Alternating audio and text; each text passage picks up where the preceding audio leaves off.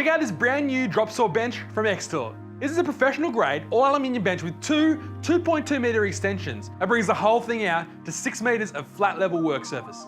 The deck's completely adjustable, capable of taking all sizes and makes of drop saw. It's also rated for 1 tonne of load. You can get a perfect line right across the entire bench. That makes reloading between cuts super fast, and because the material won't drop away, you'll get a perfect finish every time. Keep your fingers safe.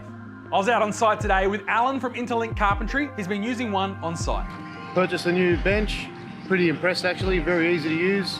Makes my job a lot easier. Production is unbelievable, as you can probably see. Old benches over there, I prefer the new all day, every day.